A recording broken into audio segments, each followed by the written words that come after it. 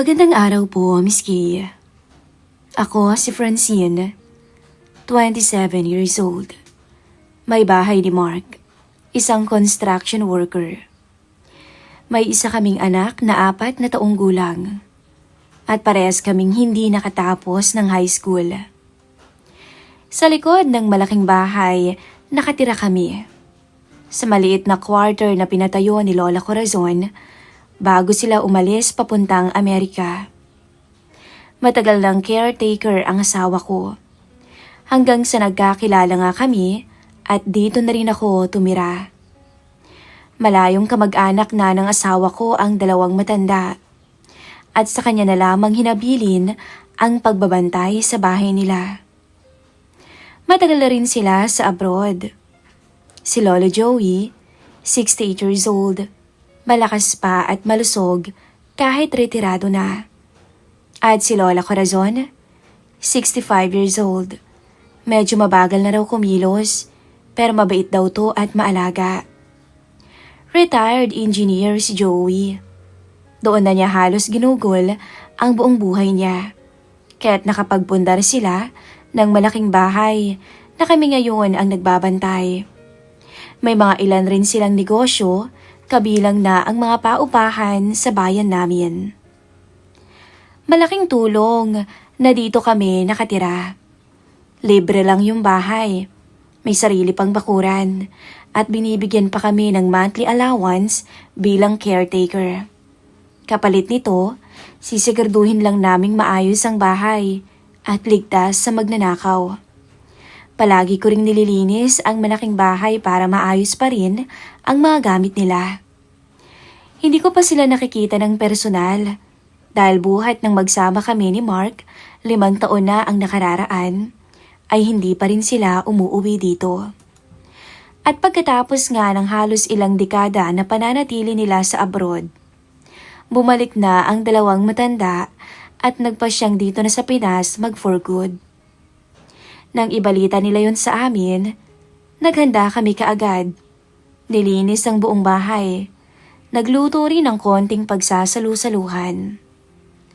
Ramdam ko agad ang excitement. Ang anak ko sumigaw pa ng, "Lolo Joey!" Sabay takbo at yakap sa matandang lalaki. Ngumiti ang matanda. Kita na rin ang mga kulubot sa mata, pero matikas pa rin ang tindig. Hindi siya yung tipikal na mahina at sakitin. Malaki pa ang katawan niya, matuwid lumakad, mistiso at makikitang may itsura ito nung kabataan niya. "Ang laki mo na pala." Tawa niya habang buhat-buhat ang anak ko. "Ngayon lang tayo nagkita, Hano. Di balit marami akong pasalubong para sa'yo." Nawiwiling sagot niya sa anak ko. Tahimik lang akong nakamasid, pero hindi ko maitago ang kakaibang pagkabog ng dibdib ko. Noon ko lamang siya nasilayan ng personal. Dati, puro kwento lang ni Mark o kaya video call ko siya nakikita. At masasabi ko ngayon, kahit na may edad na, may dating pa rin pala siya. Samantalang si Lola Corazon, iba ang aura niya. Sopistikada ang matandang babae at tipong istrikta. Kinagabihan, may simpleng salo-salo. Nandoon ang ilang kamag-anak nila. Pero nang matapos ay kaming 4 na lamang sa mesa ang natira. Ako, ang asawa ko, si Lola Corazon at si Lolo Joey. "Francine," sabi ng matandang lalaki habang tumutulong akong ligpitin ang mga plato.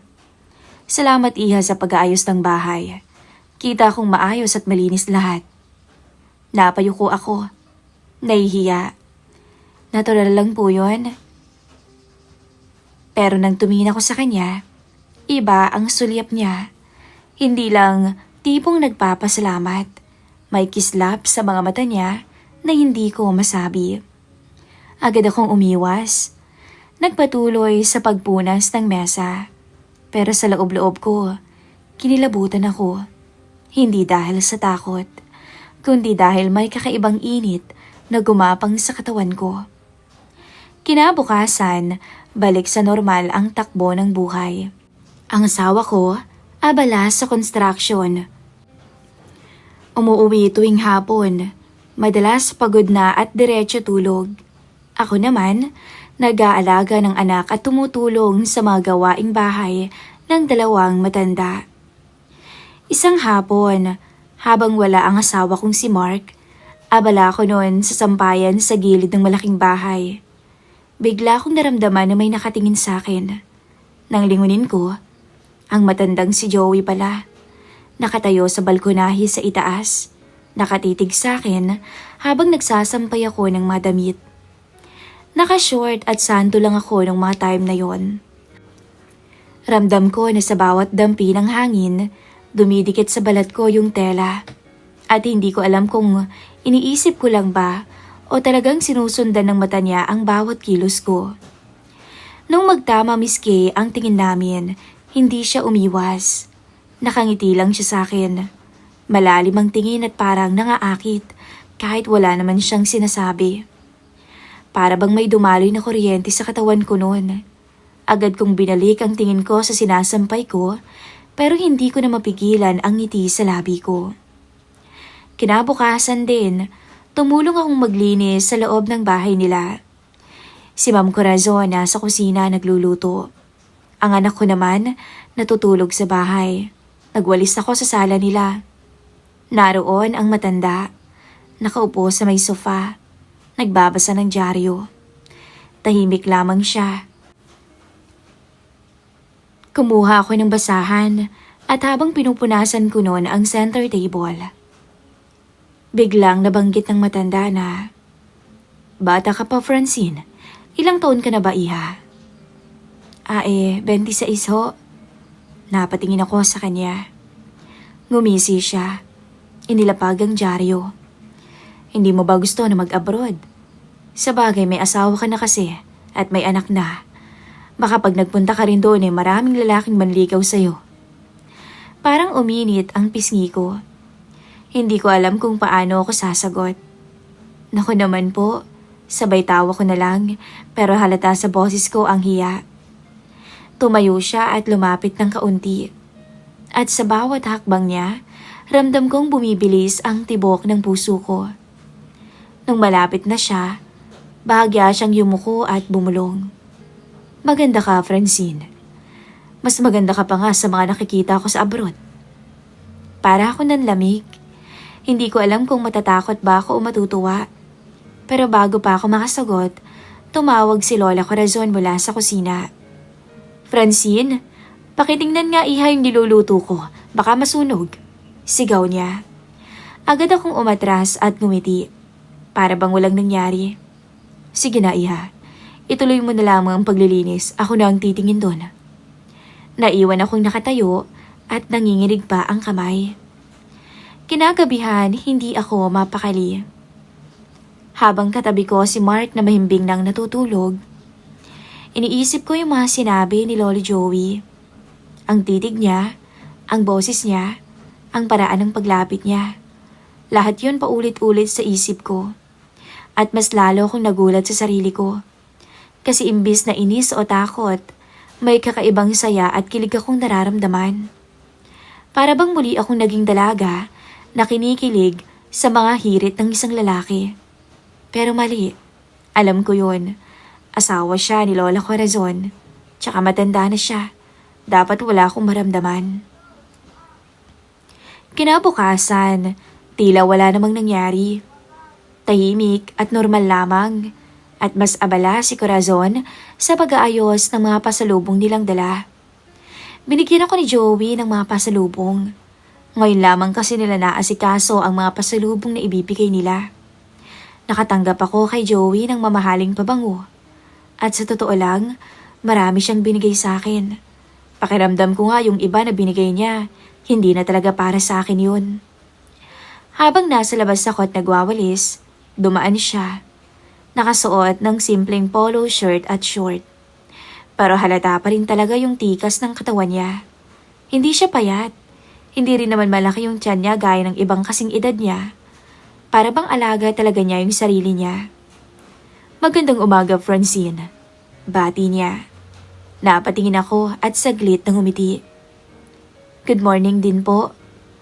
Pero bago pa ako umuling yumuko para magwalis, Narinig ko siyang bumulong ng, lalong gumaganda ang umaga kapag ikaw ang unang nakikita. Napalunok ako noon, Miss Kay. Mabilis kong pinagtakpan ng tawa, sabay iwas ng tingin. Ngunit sa loob-loob ko, para akong bata na kinakabahan at the same time kinikilig. Pagkaraan ng ilang araw, nakasanay na naming magka-encounter ni Joey sa maliliit na bagay. Sa kusina, habang nagluluto ako minsan sa kanila, sa sala habang inaayos ko yung mga kortina, o sa bakuran kapag nagsasampay naman ako ng mga nilabang damit namin. Lagi siyang may banat, mga simpleng biro na may halong papuri. Ang galing mo talaga, Francine. Napakabango ng bahay dahil ikaw ang naglilinis. At kahit pa alam kong dapat akong umiwas, hindi ko yon nagawa. Isang hapon, si Mark ay nasa trabaho. Si Corazon umalis para makipagkita sa mga kaibigan niya. Ako lamang at si Sir Joey ang naiwan sa bahay, habang ang anak ko naman ay naglalaro. Nasa kusina ako noon. Inaayos ko yung inutos ni Lola Corazon sa akin. Nakikita ako sa gilid ng mga mata ko na nakaupo siya sa mataas na stool, nakatitig habang nag-aayos ako. Francine, mahina niyang sabi. Alam mo bang tuwing nandyan ka, para bang bumalik ang kabataan ko? Napalingon ako, hawak ang pitsyel. Kayo naman ho, kung ano-ano na naman pong sinasabi ninyo. Ngumiti siya. Hindi naman ako nagbibiro, iha. Lumapit ako sa kanya at naglagay ako ng juice sa mesa niya. Pero bigla niyang hinawakan ang kamay ko. Para bang tumigil ang oras. Nagkatinginan kaming dalawa.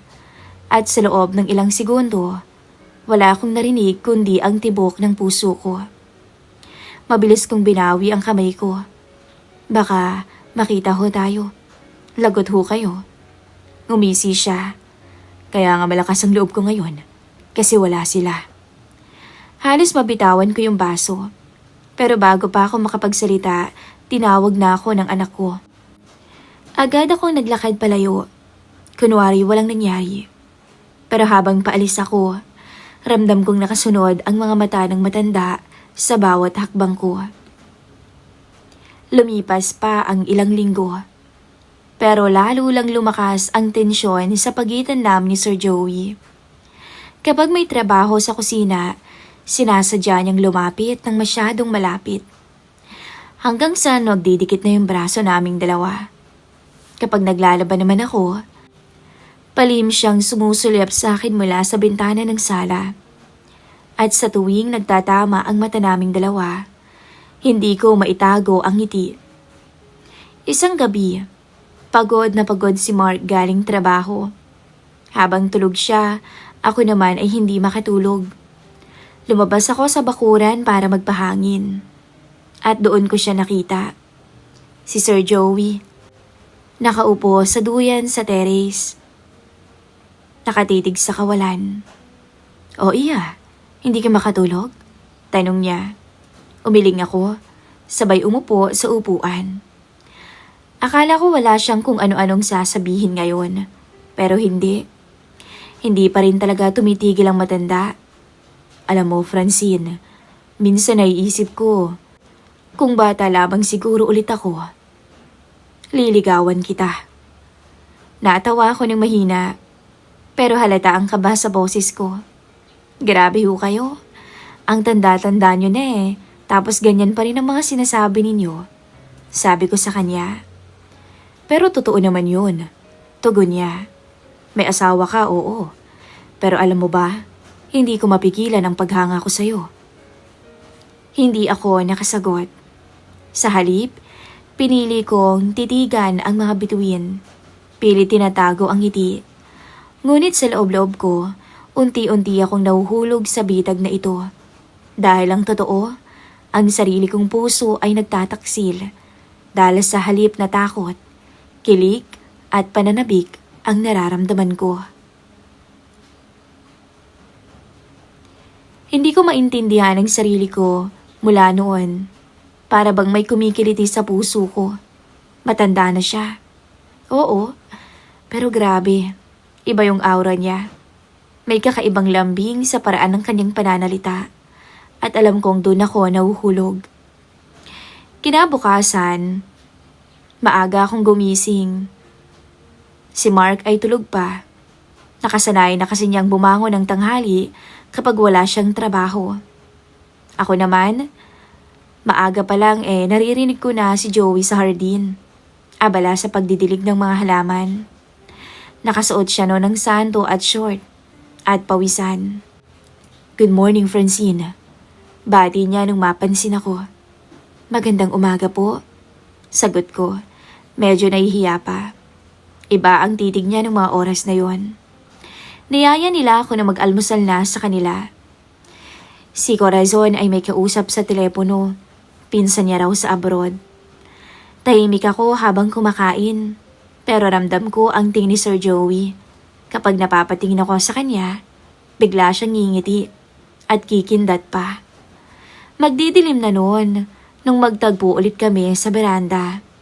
Tumitigil sa akin ng matagal. Nag-usap ng kung ano-ano hanggang sa napunta ang topic namin sa hindi dapat. Alam mo, Iha, noon pa sana ako umuwi ng Pinas E di sana noon pa kita nakita. Kinakabahan na ako sa mga sinasabi niya. Gusto kong tumayo, pero para bang natutulala ako. Doon ko naramdaman ang kamay niyang dumapo sa ibabaw ng kamay ko. Tumingin ako sa loob ng bahay. Wala si Ma'am Corazon. Nasa kwarto. Iiwas sana ako, pero hindi naman niya tinanggal yung kamay niya. Bagkus, hinaplos pa niya yung likod ng kamay ko. Yung dahan-dahan. Para ako na kuryente.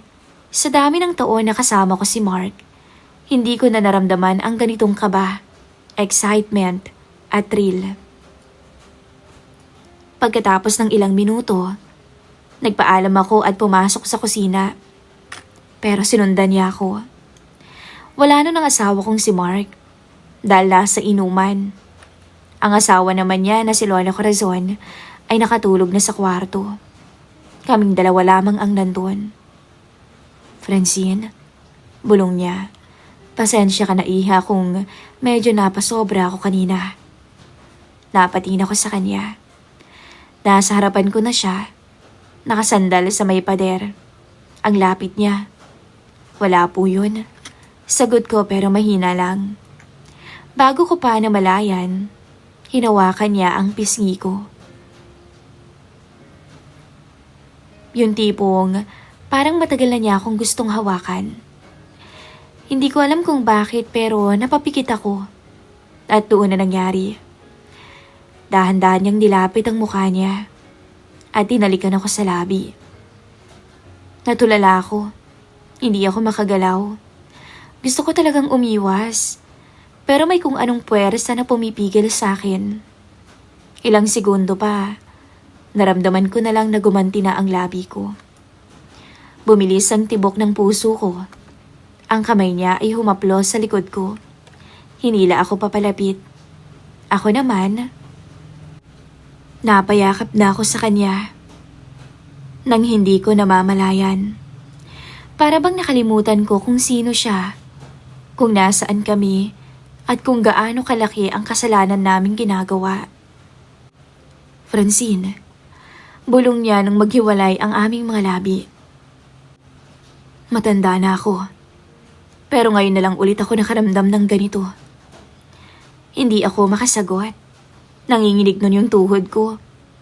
Nung tumingin ako sa mga mata niya, nakita kong totoo ang mga sinasabi niya. Hinila niya ulit ako.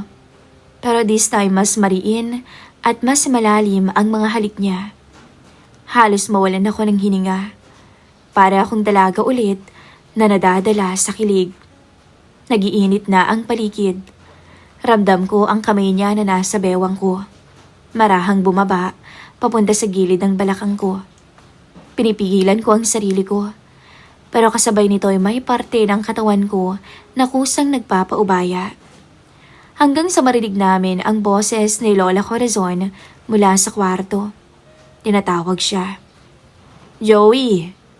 Agad kaming naghiwalay. Para kaming mga batang muntikan ng mahuli. Bumuntong hininga ako at napaatras, kunwari abala sa kusina. Ang matanda naman ay mabilis na umalis at nagkunwaring wala lamang nangyari. Buong gabi akong hindi mapakali. 10:00 na ng gabi nang makauwi ang asawa ko na susuray-suray. Nang marinig ko ang pagbukas ng gate, agad na akong lumabas. Nakita ko si Mark lasing na lasing.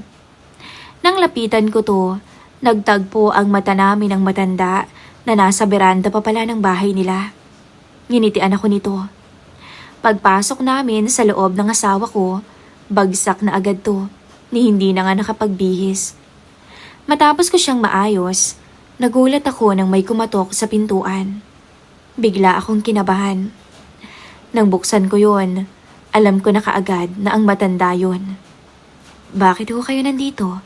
Bulong ko. Napatitig siya sa akin. Suot ko kasi noon ang manipis na sando at pajama. Hindi siya nagsalita.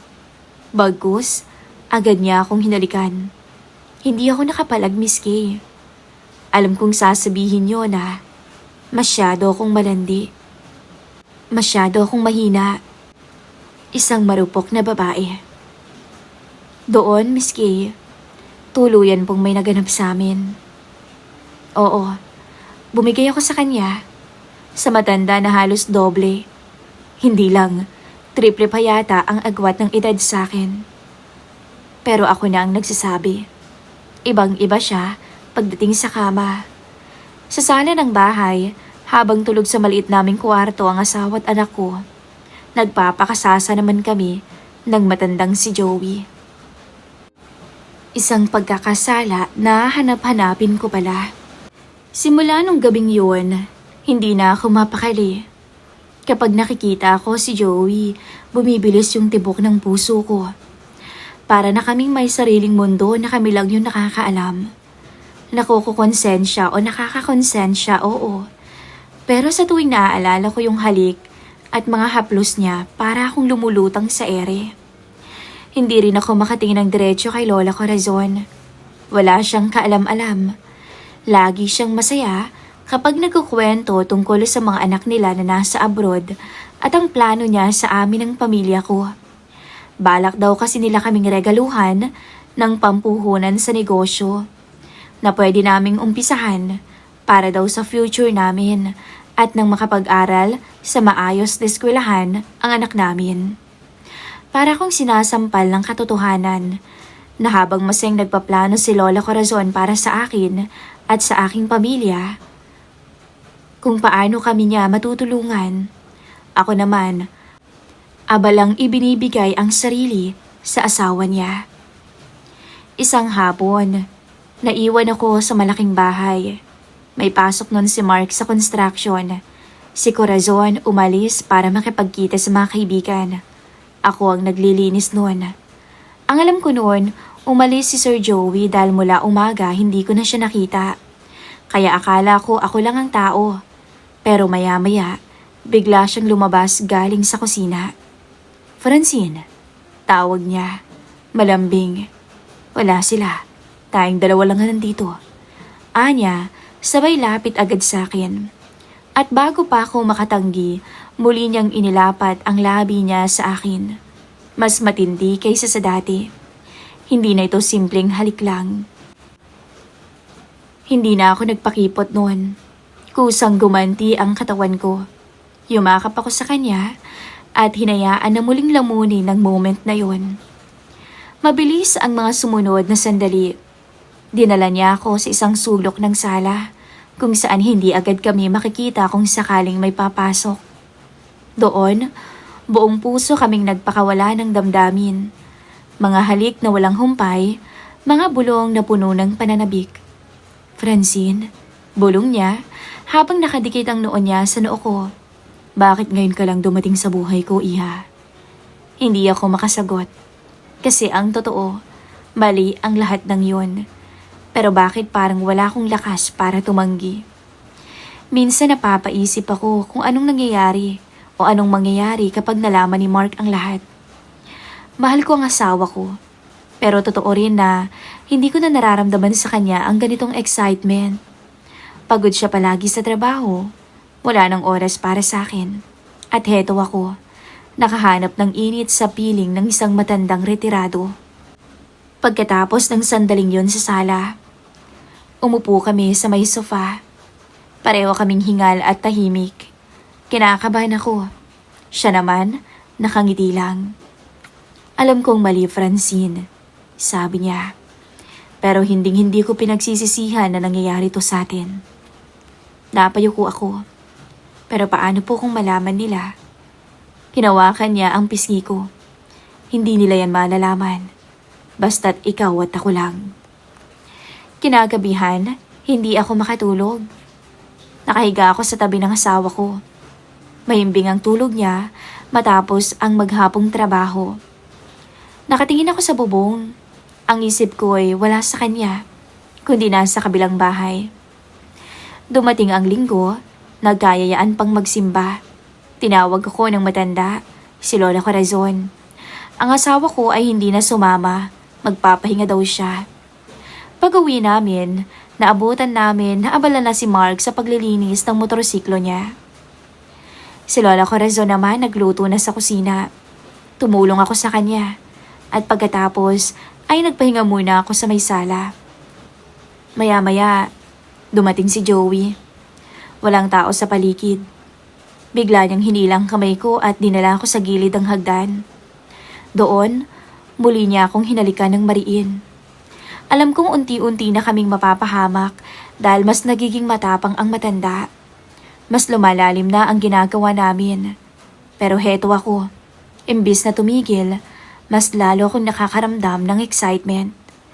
Sa tuwing magtatagpo ang mga mata namin, may lihim kaming dalawa. Sa bawat pagdikit ng kamay niya, may apoy na bumabalot. Alam ko, darating yung araw na hindi na namin kayang itago ang lahat. Lihim na totoo, halik na nagiging mas madalas, at gabi-gabing parang hinihila ako palayo sa aking asawa. At inalalapit ako kay Joey. Sa bawat sandali na kasama ko siya, para akong ibang tao. Hindi na si Francine na misis ng isang construction worker, kundi isang babae na natutong maghanap ng alab sa isang matanda. Pero dumating nga ang gabi ng kapalaran. Hating gabi nun, nung magtagpo kaming dalawa, doon kami sa kusina nila nagkita dahil baka magising si Mark. Francine, bulong niya, sabay lapit sa akin. Hindi na kailangan ng maraming salita. Niyakap niya ako, mariin, at agad nagtagpo ang labi naming dalawa. Mainit, mapusok, at punong-puno ng kasabikan. Sa gitna ng dilim ng sala, muli naming hinayaan ang sarili namin. Yakap, halik, bulungan ng mga salitang bawal. Pero hindi namin alam, may mga matang nakamasid na pala. Joey. Francine. Parang binuhusan ako ng malamig na tubig. Agad kaming naghiwalay. Nakatayo sa bungad ng sala si Ma'am Corazon. Nakahalukip-kip ang mga kamay. Tahimik lang pero matalim ang mga mata. Nanlamig ang katawan ko noon. Hindi ako makagalaw. Si Joey, tila nagulat din, pero agad niyang inayos ang sarili. Corazon, bulong niya. Tahimik lang ang asawa niya. Tumingin sa amin pareho, tapos dahan-dahang naglakad papalapit. Ang inaasahan ko, sisigaw siya, magwawala. Pero sopistikada tong naglakad, palapit ng palapit sa akin. Bigla akong nanliit. Hindi ka na nahiya sa sarili mo. Ilang taon bang agwat ng edad niyo? Matanda na yan, iha. Amoy lupa na, sabi niya sa akin. Tumingin ako sa kanya at isang sampal ang inabot ko sa kanya. At ikaw naman, hindi ka pa rin ba nagsasawa sa mga pambababae mo noon? Hanggang ngayon ba naman nahukluban ka at amoy lupa ka na? Nagagawa mo pa rin mambabae? Ayoko ng iskandalo. Mahinang sabi niya. Ikaw, Joey. Ayokong malaman ng mga anak natin. Lalo na yung mga katarantaduhang ginagawa mo. Ninyo. Kayong dalawa. Ayokong malaman ng anak natin yung mga ginagawa nyo. Kaya ngayong gabi, tayo-tayo lang ang makakaalam niyan. Nanginginig ang kamay ko. Pasensya na po. Hindi ko po ginusto. Tumigil ka, Francine. Putol niya. Ginusto mo yan. Kita ko sa mga mata mo. Bakit iya? Malaki bang binibigay sa yung pera ng matandang to? O sadyang malandi ka lang, kaya hindi ka na kontento sa asawa mo? Wala akong maisagot. Nakakahiya ka. Tahimik si Joey. Doon ko lang nakita na parang nawalan siya ng lakas. Corazon, tama na yan. Tama na? Sagot niya sa kanyang asawa. Matalim na nakatingin. Malumanay ang boses pero lahat ay may diin. Pinili mo. Pareho kayong pumili nito. Pareho niyong ginusto. Masarap ba? Tumingin siya sa akin. Ikaw, Francine. May asawa ka. May anak ka. At dito pa talaga sa pamamahay ko? Ingrata. Sabi niya sa akin. Para akong nadurog. Gusto kong lumubog sa kinatatayuan ko. Ilang minuto kaming tahimik. Wala ni isa sa amin ang makatingin ng diretsyo. Hanggang sa marinig namin ang malalim na buntong hininga ni Lola Corazon. Hindi ko to sasabihin kay Mark. Hindi ako mag-iingay. Pero mula ngayon, tapusin niyo na to. Kung ayaw niyo ng kahihiyan. Kung mahal niyo ang pamilya ninyo, itigil niyo na. Lalo ka na, Francine. Maraming masisira sa'yo. Ramdam ko ang bigat ng boses niya. Hindi siya galit, hindi rin siya sumisigaw. Mas mabigat yung tahimik na galit at mas nakakatakot. Tumango ako. Luhaan. Opo. Pero ang totoo, hindi ko nga alam kung kaya ko bang tapusin yun. Pag-alis ni Corazon sa sala, naiwan kaming dalawa ni Joey. Tahimik kaming dalawa at hindi makatingin sa isa't isa. Ramdam ko yung bigat ng kanyang kamay nung hawakan niya ang balikat ko. Francine, pasensya ka na. Bulong niya. Gusto kong sumagot ng hindi ako nagsisisi. Pero hindi ko nagawa. Kasi sa totoo lang, ako ang talo dito. Lumipas pa ang mga araw. Nagulat ako nung isang gabi. Sinabi sa akin ng asawa ko na pinapalipat na raw kami ni Lola Corazon. Gulong-gulo yung asawa ko noon. Nagbigay naman daw ng pera ang matandang babae, pero kasi iba pa rin mahal na nandito tayo eh. Libre lahat. Kaya nga nagtataka ako bakit biglang nagbago ang isip ni Lola Corazon eh. Wala naman tayong nagawang mali, hindi ba? Pero bakit nung kinausap niya ako, parang galit siya. Pero hindi niya lang masabi sa akin. Bigla akong naawa sa asawa ko. Eto na siguro, yung karma ko, pati ang pamilya ko ay dinaway ko. Sa ngayon, Miss Kay, dito na kami malapit sa trabaho ng asawa ko nakatira. Nagbigay naman ng pera si Lola Corazon para daw sa pang-umpisa namin. Pero hanggang ngayon, wala pa rin kaalam-alam ang asawa ko. Sa tunay na dahilan kung bakit kami pinaalis ni Lola Corazon. Hindi na rin kami nagkita ni Joey. Wala na akong balita sa kanya. Kinalimutan ko na lang din lahat at inisip na pagsubok ko lamang to sa buhay. Isang babaeng minsan ay naging mahina. Sa ngayon, nakafocus na ako sa asawa ko at sa anak kong malapit ng mag-aral. Nagpapasalamat na lang din ako kay Lola Corazon dahil hindi niya sinabi ang katarantaduhang nagawa ko sa asawa ko. Hanggang dito na lamang po yung istorya ko. Nagmamahal, Francine.